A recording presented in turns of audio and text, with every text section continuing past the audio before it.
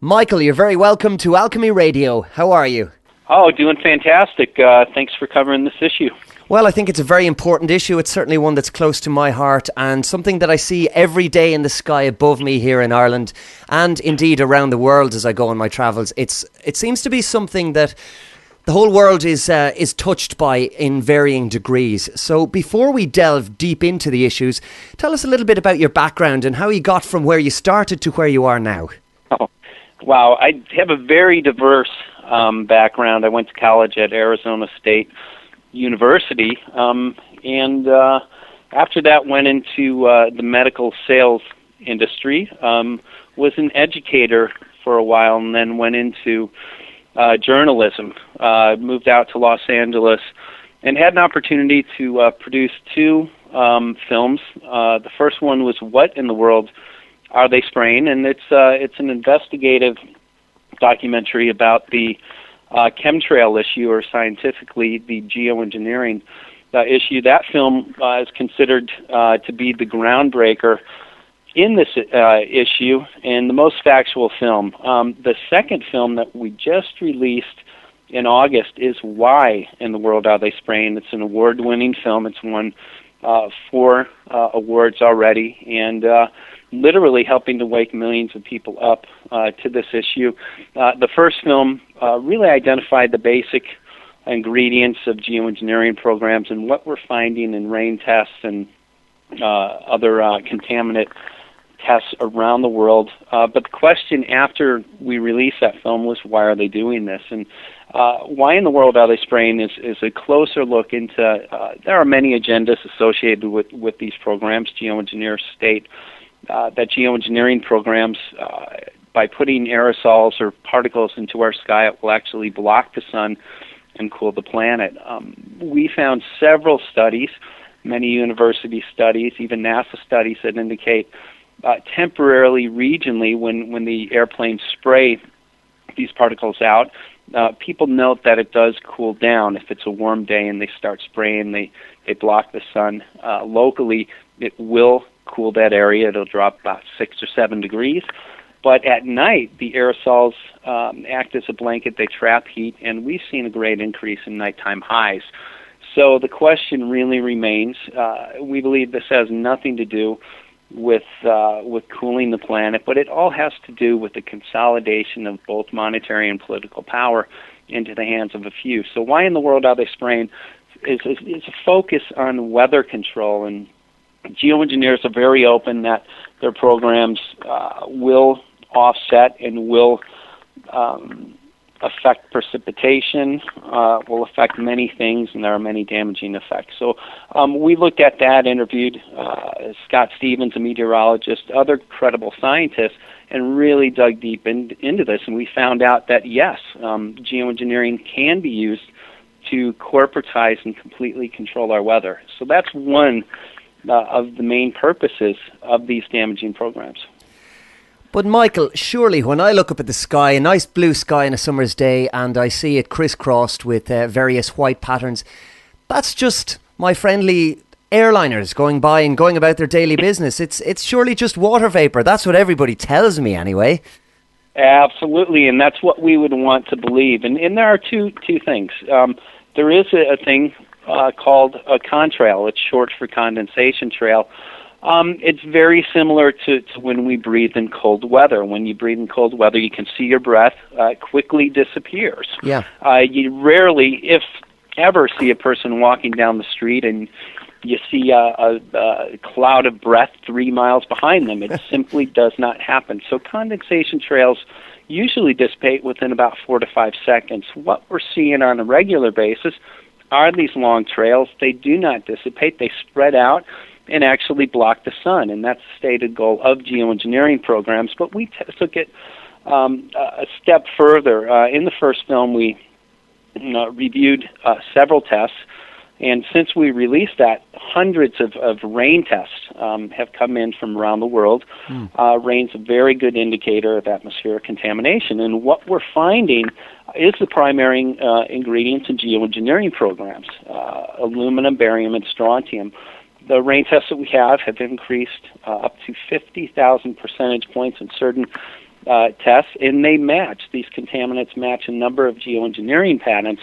And then what we see in the sky, again, these long trails do not dissipate. They actually turn into clouds and block the sun, is a stated goal of geoengineering. And we now have an issue which is called global dimming. The Earth is receiving less than 20% of its sun than it was just a couple decades ago. So the aerosols are there, the contaminants are there, and again, everything matches geoengineers' plans and proposals.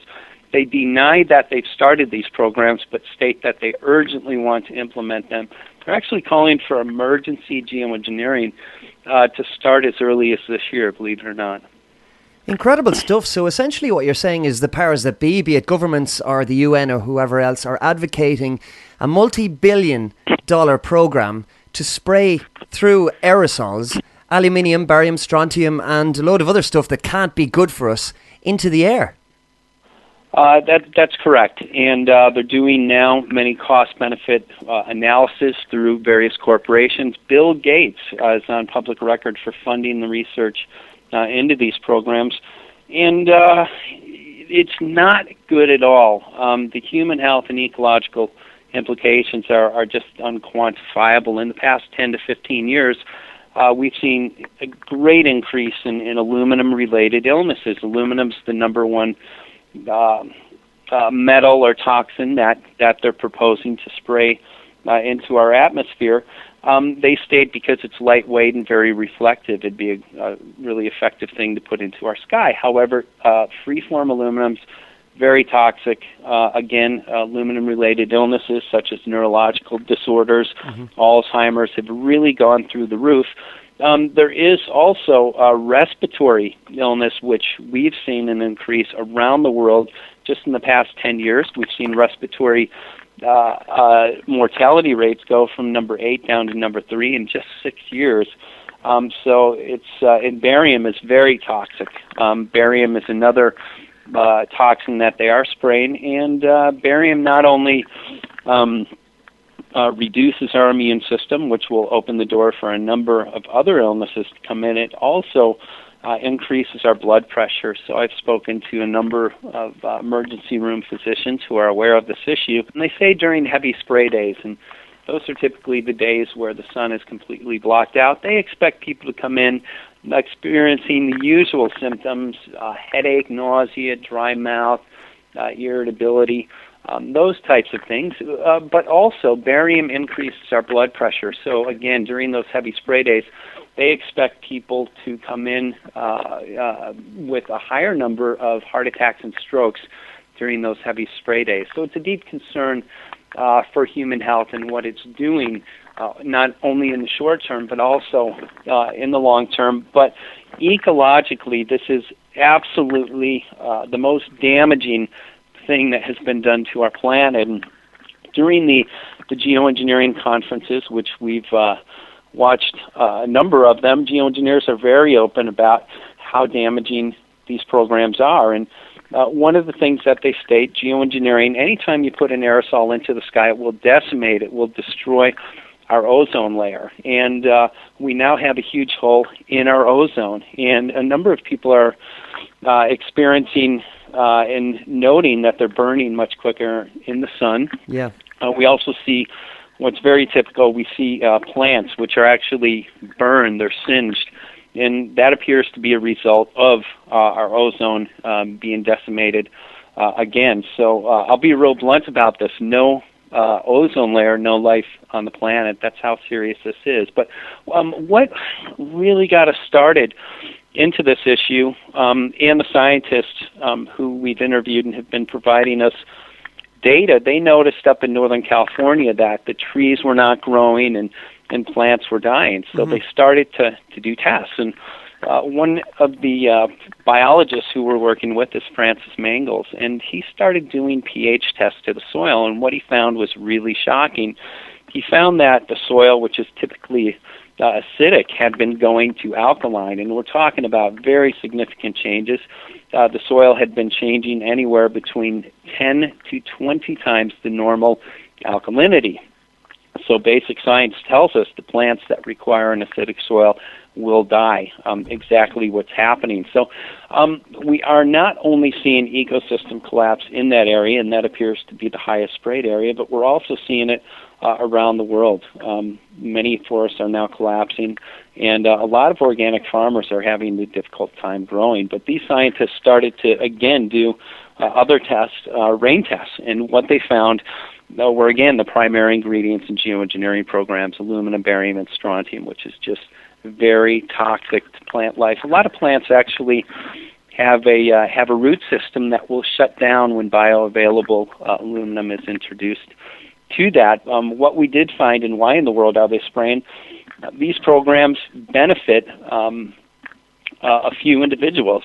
They're a very effective way to consolidate monetary and political power into the hands of a few, literally at the expense of every living thing on the planet. So it's very concerning, the ecological damage that it's doing, and geoengineers acknowledge some of the effects, but they state we must do this because we have a global warming issue that is supposedly out of control. If we don't do this, this entire planet will die. So we are going to put these particles into the sky. It's going to affect every living thing. If we don't do it, everything's going to die. And it really is not about saving the planet. It's about money and power. And so much of what goes on seems to be about money and power to the detriment of the health of people or to our natural balance and ecosystem.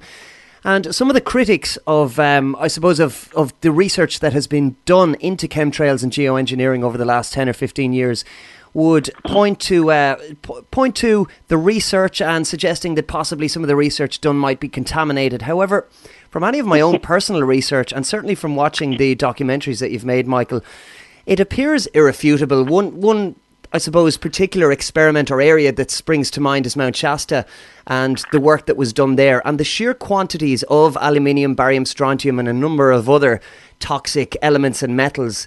It's not something that can possibly occur naturally in nature without some kind of human intervention.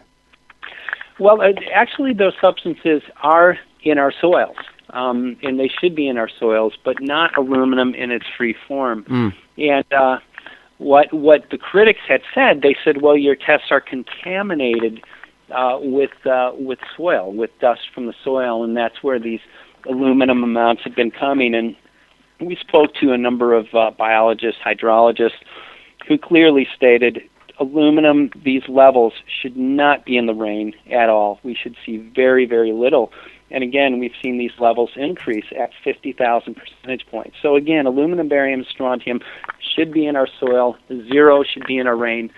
And again, we've seen numbers as high as 50,000 parts per billion of aluminum. And what was interesting, we continued to do the tests. And the biologists and the scientists that continued to do the tests found something that was really remarkable. They found tests that had 0 aluminum, but very high levels of barium and strontium. And that really took the wind out of the sails of these chemtrail deniers, the people who are probably working for the corporate interests. And again, we'll discuss how much money and how much power can be obtained through this. But again, so if there was dust coming up into our samples, there should be aluminum, barium, and strontium. In no way would there be 0 aluminum and very high levels of barium and strontium. So they've been very, very quiet, have not been able to address that issue. That's very, very interesting and telling in itself. Sometimes silence speaks the most volumes, I find, especially when it comes to hidden truths, really, you know. But you've touched on control there and money and power, and I think it's a good time to maybe delve into that, because there will be a lot of people listening who will look up in the skies and they'll see there's something going on. They mightn't have necessarily known what it is, but they'll certainly have a lot of light shed on them, not just by listening today, but by viewing the documentaries and the information that's out there. But let's talk about why people might be doing it, because the latest documentary is Why in the World Are They Spraying? And you've gone into it in massive, massive depth. And for me, the information that you've presented is irrefutable. So let's talk about it, because there are a number of issues at stake here. I mean, from food control to military uses to weather derivatives and stock markets and everything like that. There is a hell of a lot going on, Michael. There's quite a bit going on, and I want to encourage people to go to our website, which is whyintheworldaretheyspraying.com. We encourage everybody who orders a DVD to make copies and hand out for free, and it's a very effective way to reach out to your community. But what we're finding, again, geoengineers are proposing spraying 10 to 20 million tons of toxic aluminum into our skies, again, for the stated goal of cooling our planet. And their reason for aluminum, which again is devastating to all life on the planet, is because it's very lightweight and it's highly reflective. And those are true about its properties. What we found after talking to a number of military people and also meteorologist Scott Stevens, who was a weatherman for over 20 years on the mainstream media, aluminum is also a very effective conductor. And what we noticed, about 500 to 1,000 miles ahead of a storm, we noticed this heavy aerosol spraying, and then a couple days, within a day or two, we'd see these big storms come in. What we found, that by spraying the aluminum into our sky, it's a conductor, and they have the ability to heat it up through a HARP system, which is an ionospheric heater, or through microwave technology. So it'd be really similar to putting like a cup of coffee into your microwave, and it would actually heat that up. And when our atmosphere heats, it actually creates a rise. And when it rises, it creates a low-pressure vacuum and enables these corporations to literally steer storms into certain regions, or in the case of last summer in the U.S., out of certain regions. And other properties of aerosols, they have the ability to collect moisture and build clouds, and they have the ability to literally dissipate and seed clouds so that moisture will not fall and that a storm will fall apart. So we noticed that the properties of the aerosols and geoengineering programs, how they could be related to controlling the weather. But we also found the history of weather control, and weather control was probably perfected right around the Vietnam War back in the 60s. The U.S. government actually used it in warfare. They actually used it in a project called Project Popeye, where they literally flooded out the Vietnamese main supply line. It was the Ho Chi Minh Trail.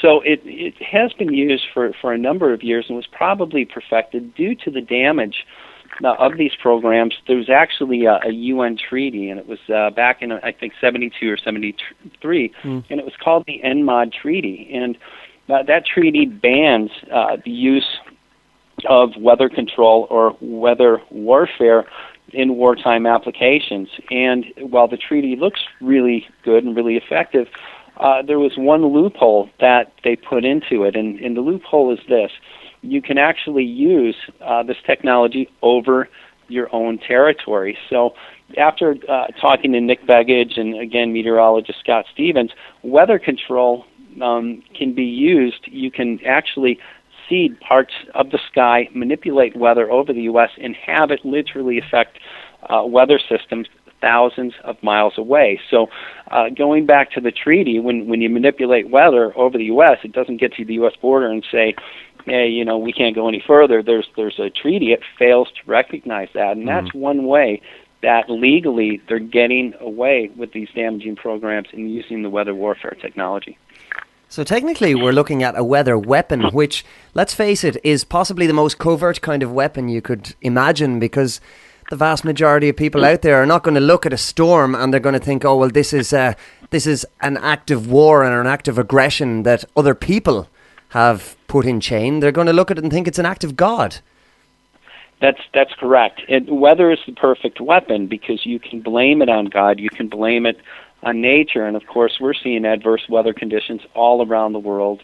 And again, geoengineering affects our weather. It not only affects our weather, it literally impacts every weather system, every pressure system, and changes really the entire circulatory system of our atmosphere. But yeah, it has been used in warfare applications. We covered a document called Owning the Weather in 2025. That's an expressed interest of the U.S. government. And in that document, it really addresses the reason for controlling the weather, and it outlines the uses in warfare applications. And the idea is really to use weather to disable an enemy. I mean, you can have a war, create a drought, in a country and really bring that country down to its knees without even shooting a bullet. And you don't have to use the propaganda to get a country to support your war efforts. Again, you just blame it on God. So the idea is to literally create battlefield situations that are advantageous. And I remember back in the Iraq War when the U.S. military went in and invaded Iraq, somebody had told me, they said, there are these huge sandstorms that are crippling the Iraqis, and they said, God must really be behind the U.S. The U.S. must be doing something great. And during that time, I was unaware of weather control, and I said, wow, God is really on the side of the U.S. military. Now, we're pretty sure it was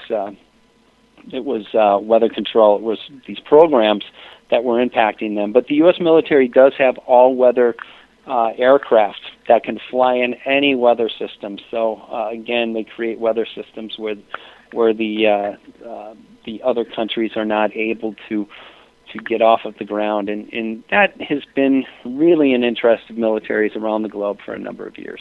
And it's probably worth noting and pointing out at this stage, Michael, that this isn't conspiracy theory, it's scientific fact. The patents are out there. I mean, this has been in the public domain for decades at this stage. The technology does exist to manipulate the weather in exactly the way that you have spoken. And there is no doubt that it is going on now. And people, of course, can look at US military patents, private patents, NASA patents. They're all there and filed, in particular in the US with the US Patents Office. It's not just speculation. It's not speculation at all. And again, they've been talking about this for several decades now. They're just bringing this out to the public. So geoengineers are selling this to the public as something that will be very damaging. They don't want to do, but they might have to do to save the planet. And again, this is not about saving the planet. This is about money and power. And one of the areas that really shocked me was finding the fact that weather is actually being traded on the Chicago Mercantile Exchange. And I'm going to say it again because my jaw literally dropped when I heard it.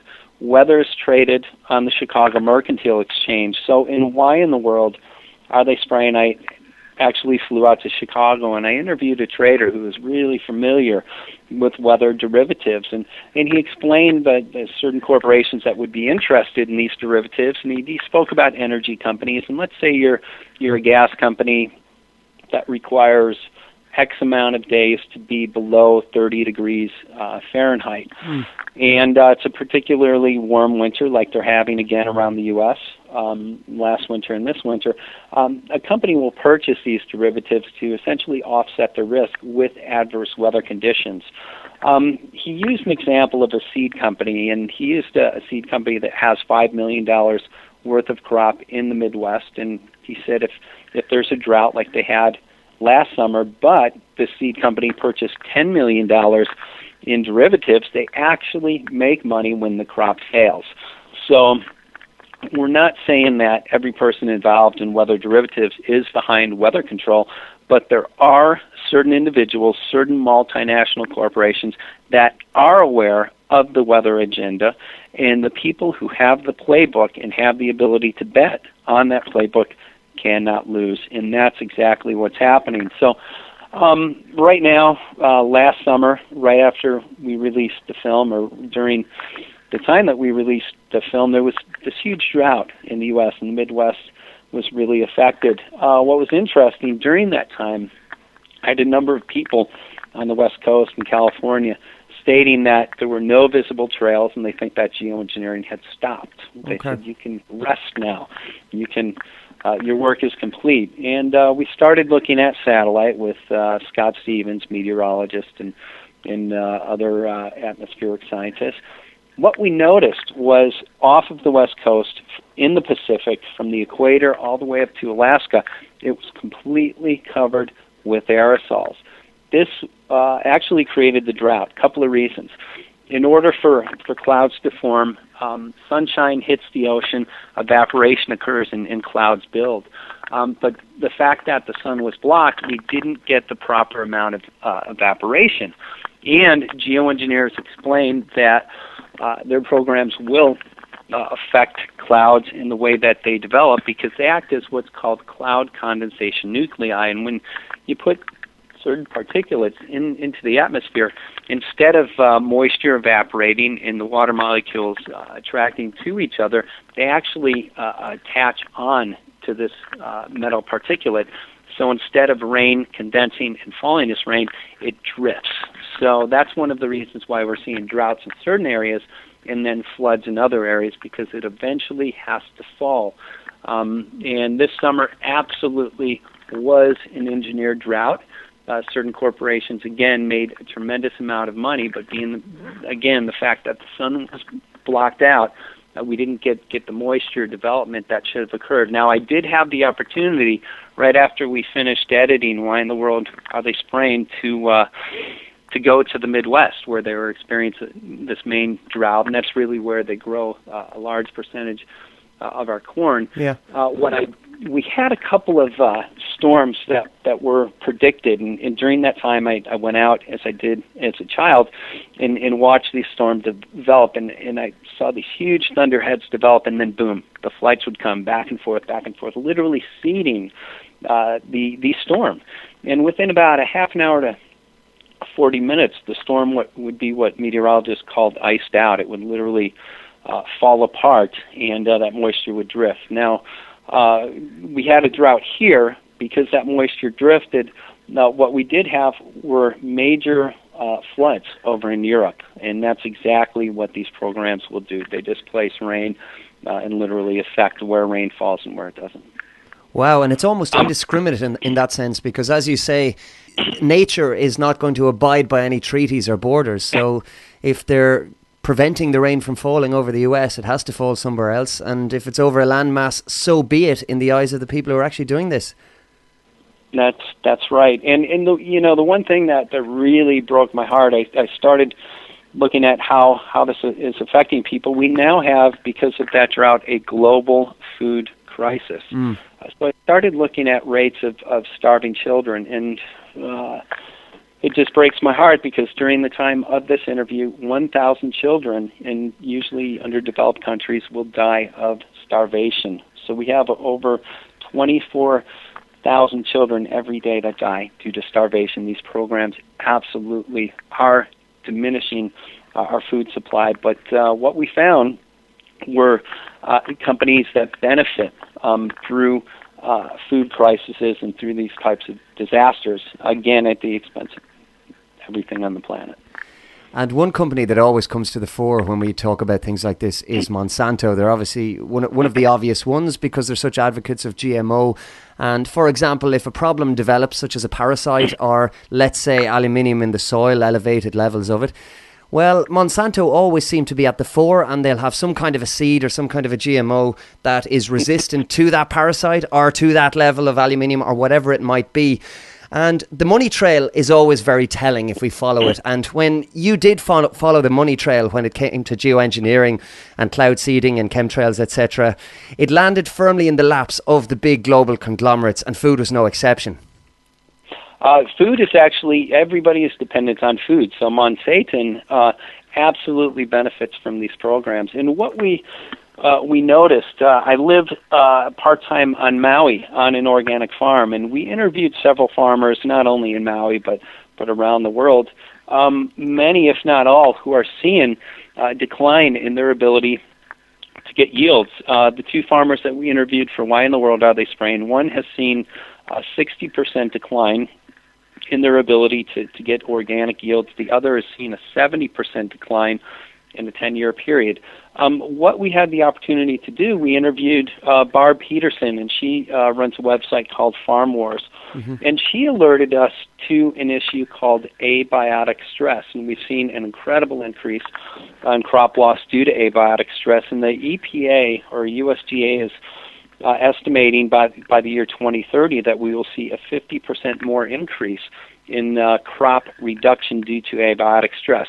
What is abiotic stress? Well, it's really everything that chemtrail geoengineering programs create. It's drought conditions, too much moisture, it's heavy metal contamination of our soils, and it's fungal overgrowth. And being the fact that geoengineering programs block out our sun, we do have more fungus that is growing. what we found was there's a company who addresses this. Monsanto has a abiotic stress-resistant patent on a seed, and it's in everything from apples to zucchini. So through the destruction of our ability to grow our own natural food, Monsanto comes in and they gain power. And what really gave me the revelation was when I live in Maui, a number of people on our farm grow most, if not all, of their own food. And they have the ability to literally live off of nature. Well, Monsanto and other corporations do not benefit from this. So essentially we're dependent on natural rain, natural seeds, and sunshine. And we're losing our ability, again, to live off of nature. So this is something that's, again, addressed in just about every major religion. And they talk about this big conglomerate, this big system that wants to be worshipped. And what we found was by destroying nature, by destroying God's creation, they literally come in with the solution. And that solution is genetic modification. And when they genetically modify a product, they literally usurp the authority of nature or the authority of God, and they bring it under corporate authority. So these entities can literally have godlike power. When you control the weather, you have godlike power because you can control every food supply. When every food supply is controlled, being that every living thing is dependent on that, you literally become and have the power of God. And that's where we're moving, and that's why it's so important. This is an attack on life. It is, again, the corporate government conglomerate, which I call the beast, that wants to be the source of life. And when nature is the source of life, again, this system cannot flourish. So they're destroying nature. And in doing so, again, they become the source of life. And it's classic Hegelian dialectic. So the people who present us or create a problem then offer the solution. And because people are up in arms about the initial problem, they willingly accept it. And it's almost like that this playing God, it's a macrocosm of so many things that are going on in people's everyday lives, be it taxes or financial stresses or that kind of thing. This is it on, I suppose, the ultimate scale, because as you said, if you've got control of the weather supply, you can control everything below it. And it's scary, to be quite frank, Michael, and it's something that I think really needs to be brought out into the mainstream. Yet, if you look, for example, on Wikipedia, for that great source that everybody uses almost as fact, Wikipedia will of course deny chemtrails, and they'll make out that it's some ridiculous conspiracy theory in the face of the facts that are being increasingly presented through documentaries such as yours and so many other researchers. So what is it that we can do about this? Because we know what's going on, we can see it every day, and once we educate ourselves we can figure out exactly what it is that's going on. But a lot of people I know will feel powerless, and it's something that really, really gets to me. I mean, for example, we don't get too many clear days in Ireland here, but on the rare occasions that we do, when I just see the sky crisscrossed, and increasingly so, the last year has been immense in terms of how it's been ramped up, crisscrossed non-stop, and a blue sky becomes a white, murky, kind of a heavy metal soup almost, with the sun a mere afterthought in there behind. I look at that and I think, well, what can I do against this, or what can I do to empower myself? Surely there must be solutions. Well, there absolutely is. And the greatest deception is that we are powerless, in that the system is more powerful. And you had mentioned Wikipedia and other sources that deny that these programs exist. And they do that because they're fearful. They're fearful of people knowing the truth. They're fearful of people accessing a point of power. And first, I think knowledge. Knowledge is power. When you become empowered with knowledge, then you have the ability to go out into your communities and wake people up. And Maui is a smaller island. It has a small population, but we use Maui as really a testing ground for what can be done. And I passed out literally thousands of DVDs. We hosted screenings, several screenings of both of the films.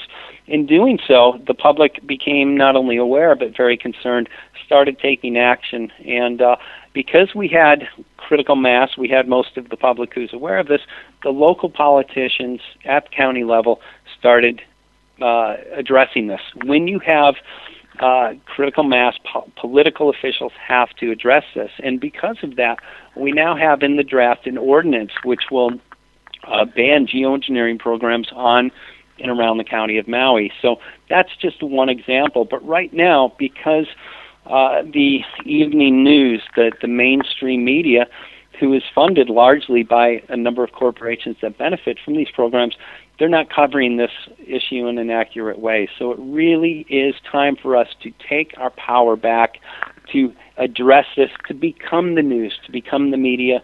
Why in the World Are They Spraying has become just an incredible tool for waking people up.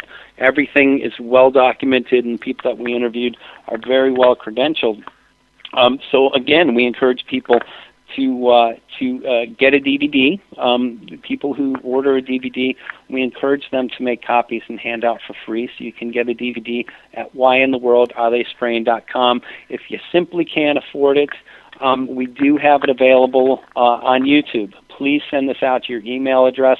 Please send the film to your Facebook. But remember, also supporting our work by ordering a DVD brings resources into our camps, so we can utilize more of our time to address this and get this out into the public. But we do encourage people, please get this message out, use the film as a tool in whatever capacity you can. Fantastic. And since you began this journey, Michael, have you noticed that people are far more receptive or open to what it is you're talking about? Because I know certainly in my short time doing this radio show, we're at it about 6 months now, even in that 6 month period, and without getting spiritual or theological about it, it seems to be some kind of an awakening, or at least people are more receptive to alternative views and alternative media, despite the fact that the control systems seem to be ramping things up through censorship or propaganda or whatever it might be. Is that your experience of things? Oh, without question, the amount of awakening is exponential. We have literally millions and millions of people who are now aware of this issue, but I think it's through the deception and through the censorship, people are beginning to question. They're beginning to see what's going on. This is an issue that has to be addressed. It literally is the single greatest threat to all life on our planet. So our survival literally depends on us addressing this and getting these programs stopped and restoring our fragile planet. But absolutely, there is a mass awakening that's occurring. And that's got to be a good thing. One question that I've wanted to ask you that I've often wondered is with regard to whistleblowers. I would assume that there are pilots on at least some of these planes that we see all the time. Yet we don't seem to have any whistleblowers. I mean, could these be commercial jets, as so many people claim, that just have their fuel changed? Or who's actually flying these planes, or what's going on there in terms of that? Well, without question, there's military involvement. A number of the planes through plane identifiers are unidentified, meaning that they are part of the military. There are patents. One is that we refer to often is called the Welsbach patent, and that was a device designed literally to spray aluminum oxide and other particles out of airplanes for the purpose of geoengineering. So without question, this is military. There has been speculation that there has been, commercial airlines involved. We're not sure about that. That's something that we're going to look into in the next film, which will be titled Who in the World is Spraying? And we're going to really dig into the corporations that are involved with this and connect more dots. Well, the word corporations in itself is very interesting, because a lot of what we're seeing in the US amounts to a corporate land grab in a lot of cases. Because, for example, if you talk about droughts or flooding or adverse weather conditions that force a lot of landowners off the land, it seems to be the big corporations or the government or people like George Soros, perish the thought, who are buying up all of this land, and we really are seeing a massive land shift, which of course is a power shift as well. So that presumably is by design, and that presumably is why this agenda has been pushed so dramatically over the last number of years in particular, because I really feel that the godlike activities of the people who are responsible for geoengineering, they're tying in with something bigger. It's not just about the weather, and it's not just about food. It's all these different elements. You've got the military and you've got the financial system, and I think they're all tied in together. And this seems to be their trump card, because they've tried so many different softly approaches down through the last few decades, and even beyond that over hundreds of years, which haven't really worked. But this is a biggie. It is. And Agenda 21, which is the UN's 21st century agenda, has a couple of goals, and those goals are to control all land and all water and all natural systems. So by cutting off water, creating droughts in certain areas, the UN comes in, being that these waterways are in drought conditions, we have to control this so certain people don't take too much of it. That's what's going on. But yeah, you had mentioned George Soros, and when we have droughts, which we typically now have in the U.S., in the Midwest, about a year and a half ago, we had intense flooding that occurred right after the planting season. And Agenda 21 was achieved through this because a lot of farmers, because they were flooded out, literally had to go out of business. The ones that stayed in business went to genetically modified seeds, but a number of them went belly up. And the ones that did actually ended up selling their farmland to George Soros at pennies on the dollar. So it's a very effective way to get people off of land, pushed into cities. And again, that's the goal of Agenda 21. It's complete control for people. They do not want people to live free, and they do not want people living off of the land and off of nature. So that's one of the goals. And again, Agenda 21 is something that's been out there in the public domain for over 20 years now at this stage, and is not mere conspiracy theory. And I keep coming back to that because whenever I discuss, well, not whenever, but quite often when I discuss these topics with, say, my friends or contemporaries or people around me, some of the doubters will come back with stuff like, oh, well, that is conspiracy theory, or that's ridiculous, it can't be so. But when you actually examine and look at the information and look at what something like Agenda 21, which is often presented to communities on a micro level as being sustainable development, something, this Orwellian rhetoric that sounds good and sounds like it's beneficial and should be good for us, when you scratch below the surface and figure out what it actually is and go right to the top of the tree or the pyramid, you can discover there's something far more sinister at work. And the chemtrails are really the most visible sign of that for me, because we can see it every single day of the week. I mean, there's rarely, certainly in Ireland, there's rarely a break. I know it's the same in the UK. And I was going to say throughout the Western world, but in my experience, it's almost everywhere that I've been. It is, and again, geoengineers want to completely block out our sun in all regions, in all areas. They want to literally spray this. And I think we do have spraying in most areas. There are a couple areas in Africa which have not reported visible trails, but I think it's important to note the spraying in over the western area and over Europe does affect Africa, and they do have the ability to create droughts over there. And I believe that's why we've been seeing droughts in Africa and Asia. And as a matter of fact, geoengineers are stating when we start these programs, there will be droughts in Africa and Asia. Exactly what's happening.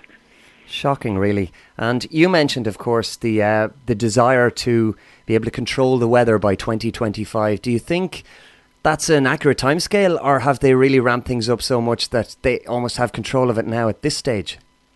Weatherman Scott Stevens believes that all of our weather is manipulated now. He believes that none of it is natural. And after my research, I can identify with that. The aerosols that are in our sky, without question, affect weather systems. Any scientist, any atmospheric scientist will confirm that. So being the case that we do have a significant more, according to NOAA, significant more atmospheric aerosol pollution than we did just a decade ago, yes, that will affect our weather without question. And presumably something that people can look out for if they want to start looking out for stuff like this themselves is weather patterns or the lack thereof, because the anomaly seems to become the norm when it comes to weather. I mean, I know certainly from living in Ireland, we've had one of the mildest winters that I can ever remember, and indeed on record. Yet, for example, in the middle of March or April, we seem to get unseasonably cold weather, and it will disappear almost as quickly as it comes. You could have one really warm day, one really cold day, and the differences seem to be almost unprecedented. That can't be natural, can it?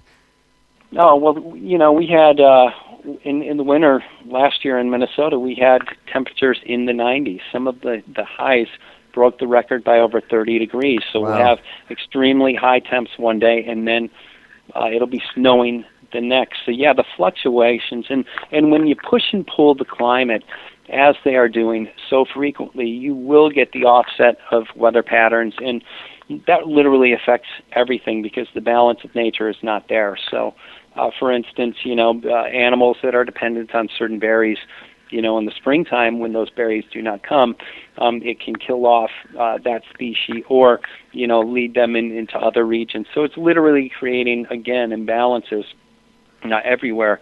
And these programs are anti-life.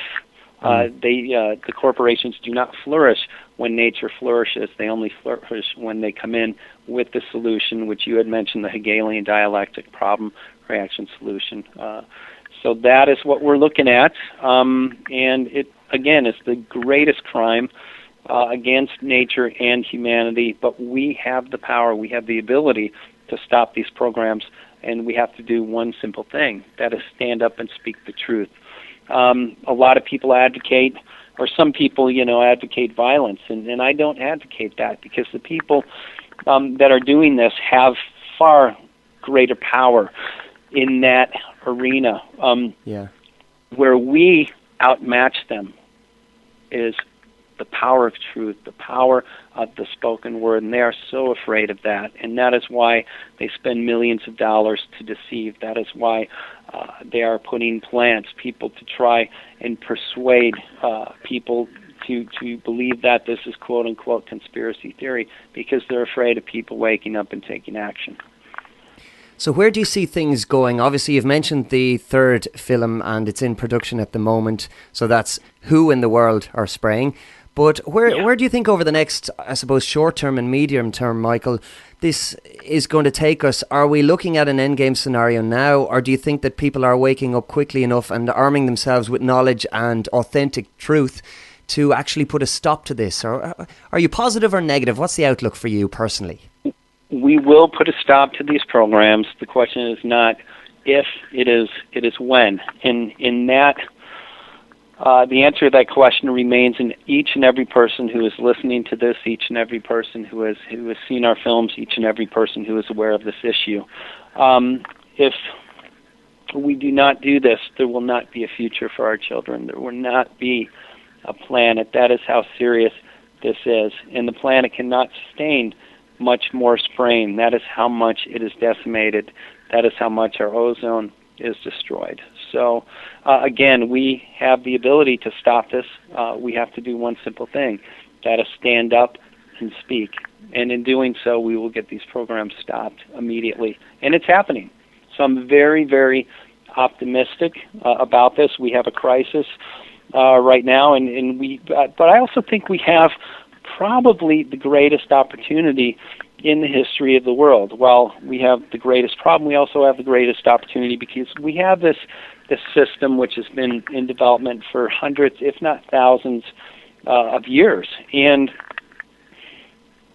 because of that, we now have an issue which we must face. And because of that, we do have the ability to take our power back and to restore our fragile planet. So I'm very optimistic. Well, that's fantastic. I share your outlook on it as well. Give us the websites again, Michael, before you go, so that people can check out the movies. Thank you. It's whyintheworldaretheyspraying.com, and you can find all the information there. And please get educated, get aware, become aware of this issue, and take action. Well, we'll get them up on the website as well. I have the power, you have the power, we have the power. Michael J. Murphy, it's been an absolute pleasure speaking to you today on Alchemy Radio. Keep up the great work, and we'll be closely monitoring your progress until we speak again. Thank you once again. Oh, thank you so much, and have a great day. Thanks for covering this. Alchemy Radio.